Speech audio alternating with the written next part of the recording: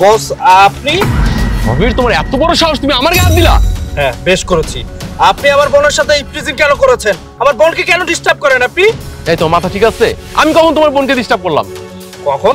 এই যে একটু আগেই তো আপনি আমার বোনকে ডিস্টার্ব করেছেন। আমার বোন ভিতর গিয়ে বললো বাইরে অফিসের সামনে একটা লাল টি-শার্ট পরা ছেলে আমাকে ডিস্টার্ব করেছে। আরে আমি তোমার বোনকে কেন ডিস্টার্ব করবো? আমি তোমার বোনকে চিনি না। আর তোমার বোন কেন? আমি কাউকে ডিস্টার্ব করি না। দেখো আবির, তুমি আমার এখানে অনেক বছর যাবত জব কর, তুমি জানো না আমি কেমন। স্যার, আপনি আমার অফিসের বস, আপনি খুবই ভালো একটা ছেলে।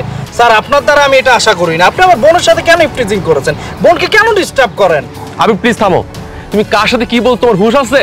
আমি তোমার অফিসের বস, আমার সাথে হুঁশ করে কথা বলো। আর তুমি কি বললা? তোমার বোনকে আমি ডিস্টার্ব করছি?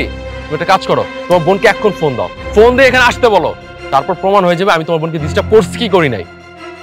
আমি সেটাই করতেছি, আমার বোনকে আমি এক্ষুনি ফোন দিচ্ছি।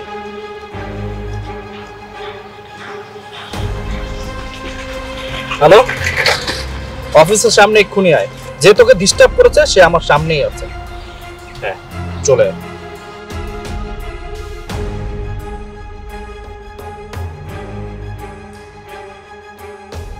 বলো ভাইয়া। মাহি, তোকে উনি ডিস্টার্ব করেছে না? আরে না ভাইয়া, ওনাকে তো আমি চিনিই না। আরে বোন, ভালো করে দেখ, উনি তোকে ডিস্টার্ব করেছে। এই যে রেড টি-শার্ট পরা। আরে ভাইয়া ঠিক আছে, উনি লাল টি শার্ট পরা, কিন্তু আমাকে যে ছেলেটা ডিস্টার্ব করছে ওই ছেলেটা তো উনি না। আমাকে যে ডিস্টার্ব করছে, তোর সাহস তো কম না, তুই আমার হাত ধরছিস? হাত ছাড়। এই হাত তো আমি ছাড়ার জন্য ধরিনি। সরবি না? তোকে আমি কি করতেছি দাঁড়া। তুই জানিসই না এই অফিসে আমার ভাই জব করে, আমি যদি বলি না তোর কলিজার টান দিয়ে ছিঁড়ে ফেলবে। ও আচ্ছা, এই অফিসে জব করে তোমার ভাই? তাহলে তো ভালোই হলো। যাও গিয়ে তোমার ভাইকে ডেকে নিয়ে আসো, তারপরে আমাদের বিয়ের ব্যাপারটা সেরে নিব। তুই শুধু এখানে দাঁড়া, দেখ আমি আমার ভাইকে ডেকে কি অবস্থা করি তোর। আরে যা যা, তুই তোর ভাইকে গিয়ে ডেকে নিয়ে আয়, আমি তোর জন্যই ওয়েট করব।